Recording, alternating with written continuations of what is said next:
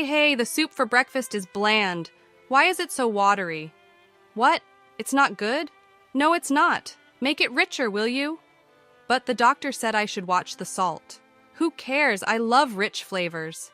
The one who's always complaining about the food is my mother-in-law, or Mill for short. She's constantly craving heavily seasoned food.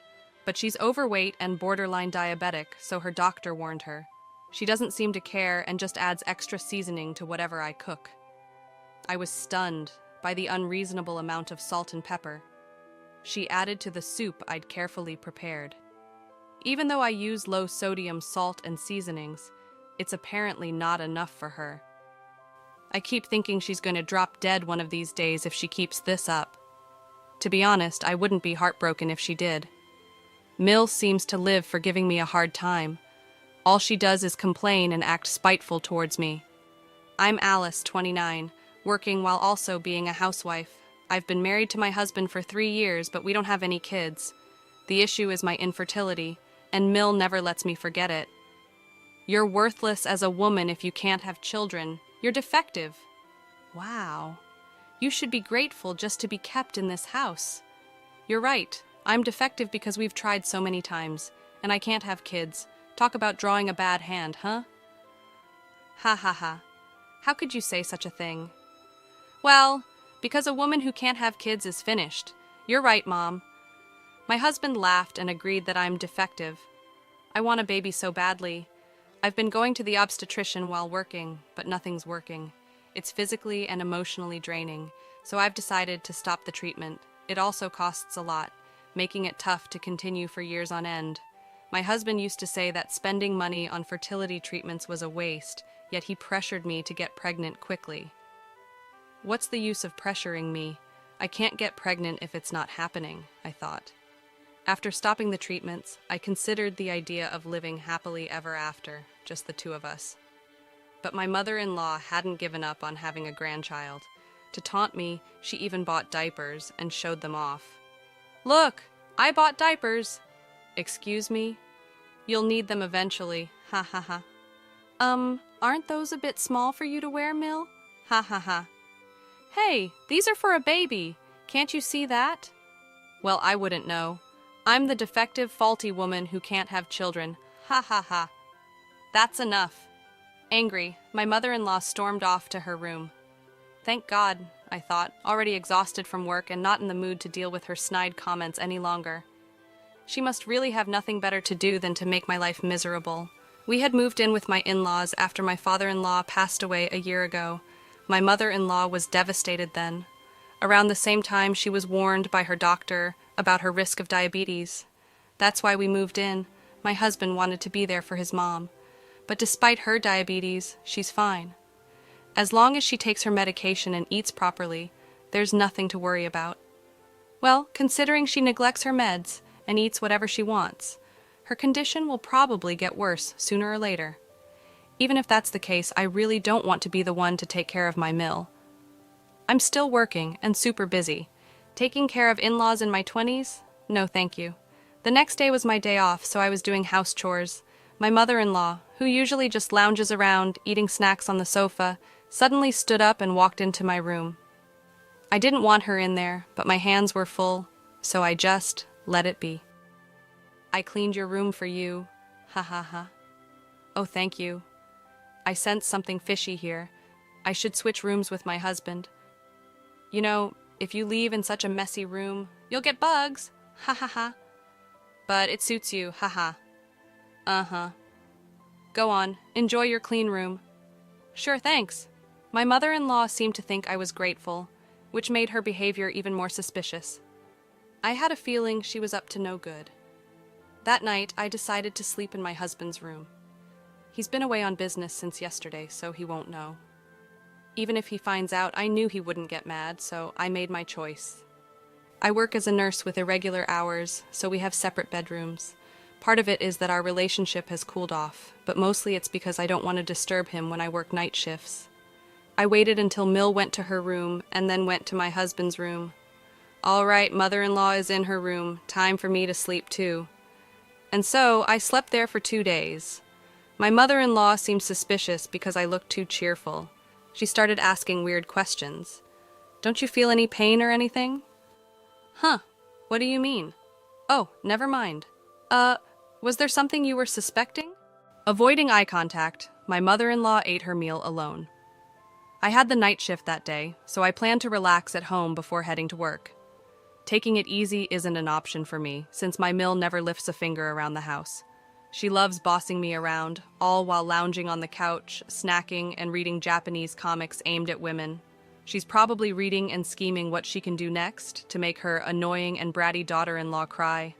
I saw the cover of her comic. It was sloppily translated into English as Epic Mother and Daughter-in-Law Swamp Battle. Couldn't help but roll my eyes at her choice of reading. Eventually, my husband got back from his business trip, but it was already 10 p.m. Ugh, I'm exhausted. I'm hopping in the bath. Sure, I'll heat it up for you. Have a beer in the meantime. Thanks, I will. Wait, it's not safe to drink alcohol before a bath. Fine, I'll go for a non-alcoholic beer then. He reluctantly drank a non-alcoholic beer because I warned him about the risks of mixing booze and hot water. You'd think he'd know better. Even saunas have signs warning against entering if you're drunk.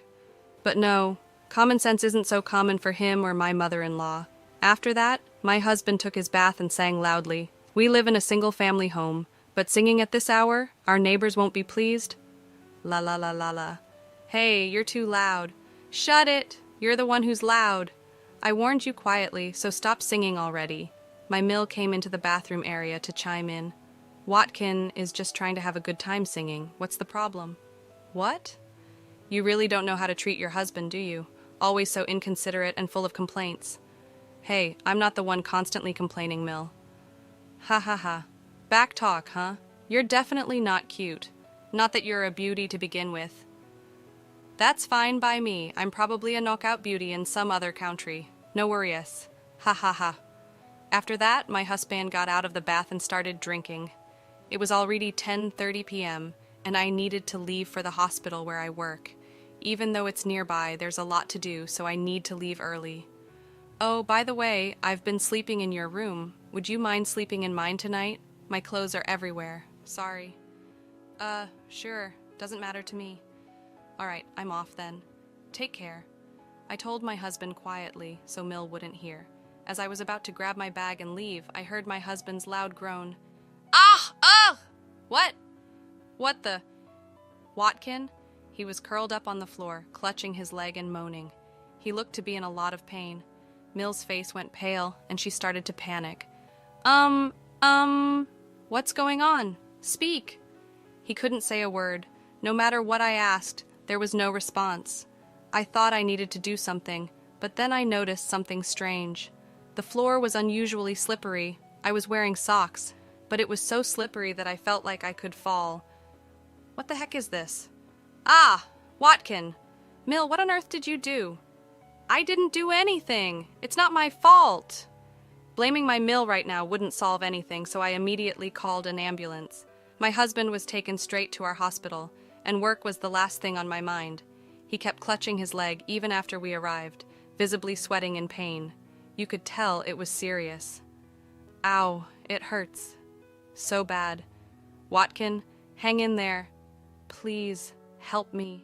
Thankfully, a doctor was able to examine him, and it seemed like he felt a bit relieved. His leg was indeed broken, just as we suspected.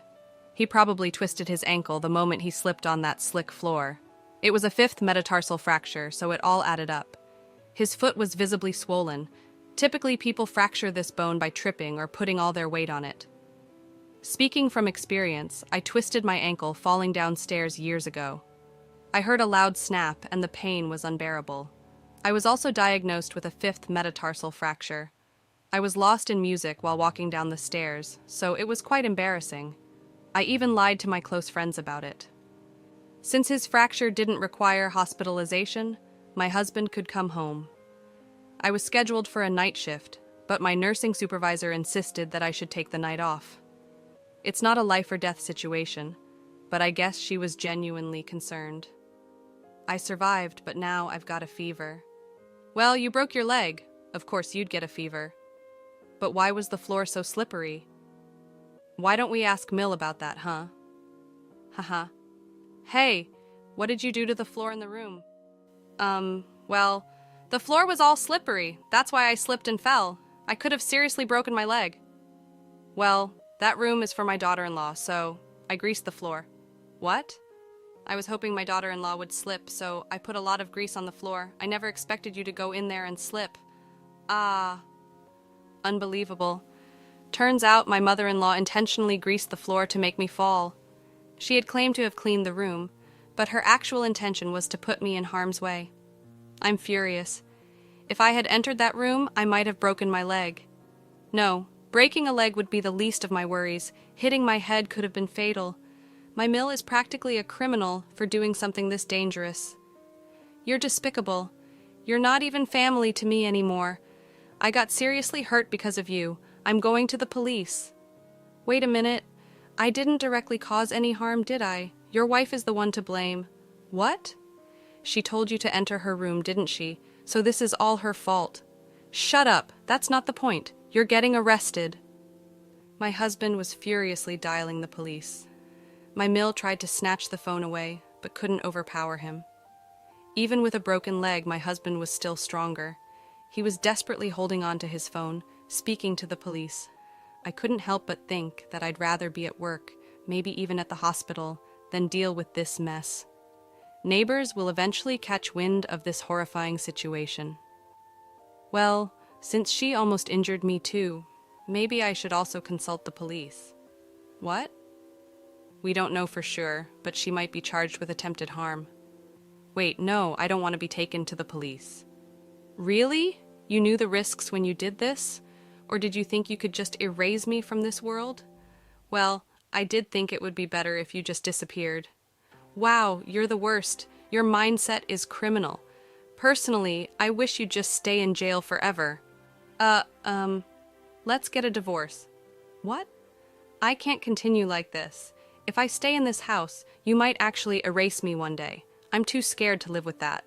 Plus, I can't stand your lack of morals anymore. Wait, don't say we'll divorce over this. Over this? You looked down on me, called me defective. Do you even know how much that hurts? I can live without you just fine. No, I need you. I was counting on your income. I even got a new car contract. What? I finally got the Toyota Century I've always wanted from Japan. I don't care anymore. I managed to clean the slimy floor and hastily packed my belongings into a bag. I stuffed more into my carry-on, took off my wedding ring, and placed it on the table. While rummaging through a shelf full of dishes, I thought about bringing the divorce papers. Ah, found it. The divorce papers you wrote before. What? Remember how you wrote that if I can't have a child within 2 years, we'd divorce? Thanks, I can't have children now, so let's divorce. You must feel relieved now. Wait, what about the loan for my Century? Who cares? I left the house and headed straight to the hospital. The compassionate charge nurse didn't probe when I showed up at the hospital. She seemed to sense I had my reasons.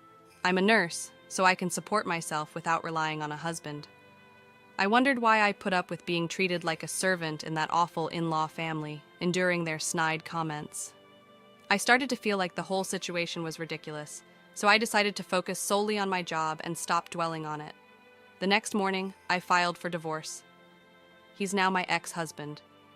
Given the emotional pain he caused me, I consulted a lawyer about getting compensation. In the end, my ex-husband had to pay me, and I couldn't help but think, serves you right. Ever since the police got involved, it seems the neighbors have been giving my mother-in-law the cold shoulder. Because she blabbed about why my ex-husband broke his bone, everyone thinks she's a terrible parent. Understandably, my ex-husband no longer wants anything to do with her and seems to have kicked her out. Though there is some kind of survivor's benefit program, it doesn't pay much. She's been crying that living alone is impossible. She loves to eat, and because of her, our grocery bills were outrageous. So, living on just the survivor's benefit would mean a very modest lifestyle. As for my ex-husband, I don't care what happens to him anymore. He said something about taking out a car loan, but I have no idea what happened with that. I assumed he wouldn't be able to afford it on his salary. He took me for granted and thought I would contribute money too, which annoyed me so much. Even though he's not particularly wealthy, he's the type to buy a new car without thinking. Later, I started dating a doctor at the hospital, and 2 years after that, we got married and were blessed with a child, which felt like a miracle after all I'd been through. From now on, I'm committed to doing my best for my family,